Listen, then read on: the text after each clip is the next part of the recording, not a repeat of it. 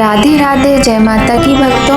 आप सभी का स्वागत करती हूँ स्पिरिचुअल ज्ञान साधना में और आप सभी से अनुरोध करती हूँ कि स्पिरिचुअल ज्ञान साधना को सब्सक्राइब कर लीजिए और बेल आइकन को प्रेस कर दीजिए ताकि आपको नई नई वीडियोस का नोटिफिकेशन।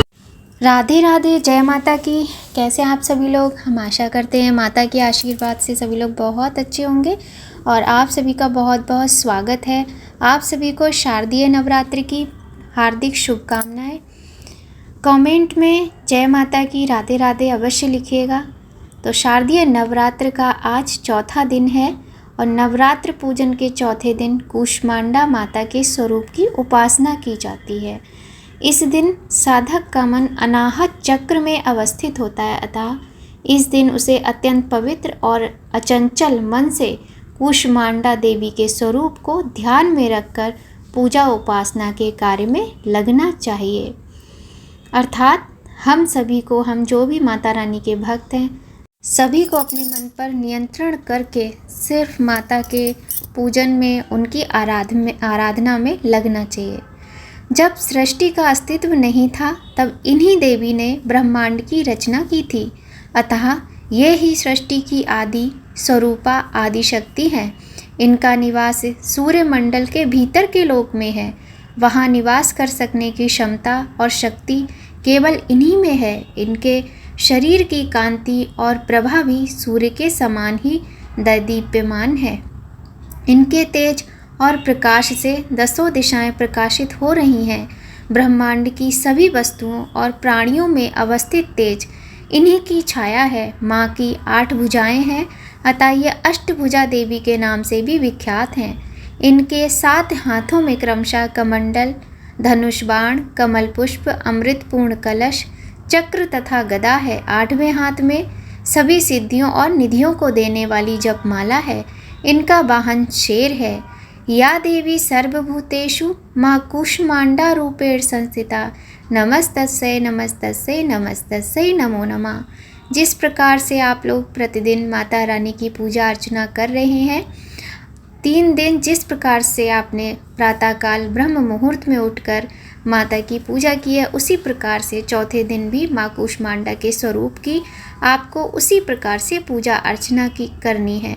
यदि बात करें कि माता को कौन सा रंग प्रिय है, तो देखिए, मैं तो अपनी हर वीडियो में आपको यही बताती हूँ कि माता का अत्यंत प्रिय, सबसे प्रिय, सर्वप्रिय जो रंग है वो लाल रंग है। किसी भी भ्रम में न पड़ते हुए लाल रंग के वस्त्र पहनिए, लाल रंग के पुष्प माता को अर्पित कीजिए और लाल रंग की चुनरी माता को चढ़ाइए। माता को लाल रंग की चुनरी अत्यंत प्रिय है और माता रानी अपने भक्तों की मनोकामना पूर्ण करती हैं यदि वो लाल चुनरी माता रानी को चढ़ाएं।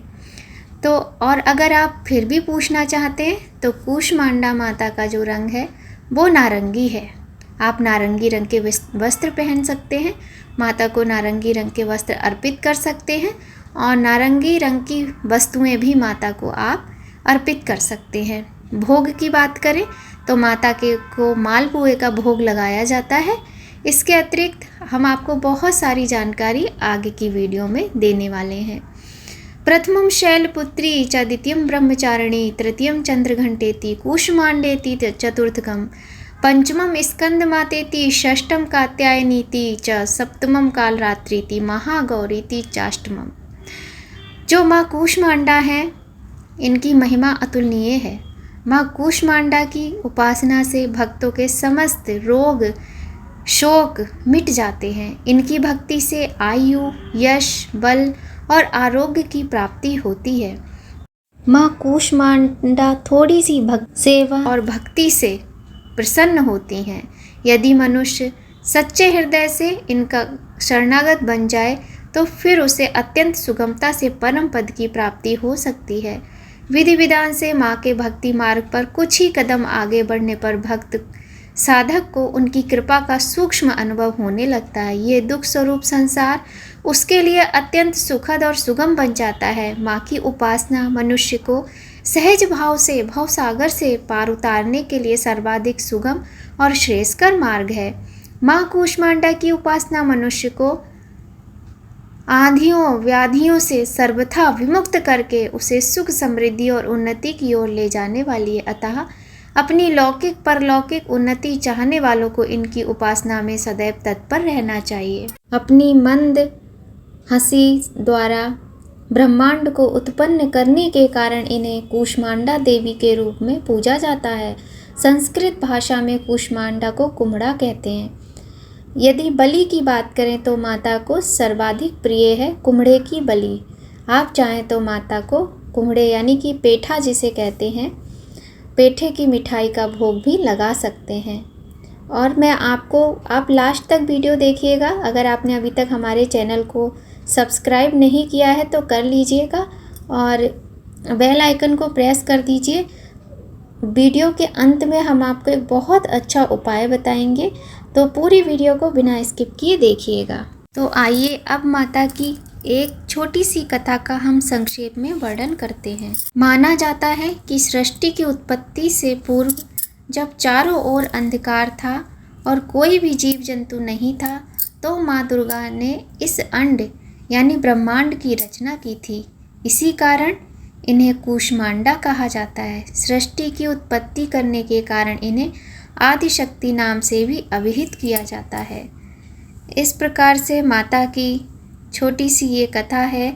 और माता की 8 भुजाएं हैं और माता का वाहन सिंह है। माता को कुम्हड़े की बलि प्रिय है।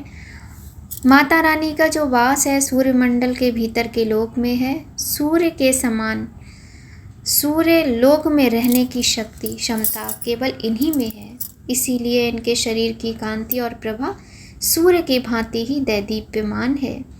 इनके ही तेज से 10 दिशाएं आलोकित हैं। ब्रह्मांड की सभी वस्तुओं और प्राणियों में इन्हीं का तेज व्याप्त है। अचंचल और पवित्र मन से नवरात्रि के चौथे दिन माता की पूजा आराधना करनी चाहिए।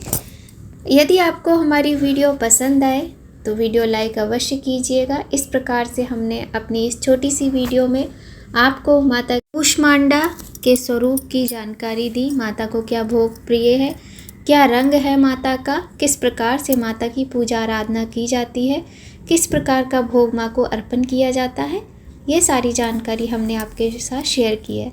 अंत में हम आपको एक उपाय बताएंगे कि देखिए भक्तों, यदि आपको कोई भी तेजवान, समझ रहे हैं ना, जिनके चेहरे पर अलग से तेज नज़र आए, ऐसी कोई भी स्त्री, कोई भी महिला आपके आसपास में हो, या फिर कोई भी ब्राह्मणी हो तो बहुत ही उत्तम है, जो पूजा पाठ से जुड़ी रहती हों, जो कि सात्विक भोजन करती हों, जो सात्विकता से रहती हों।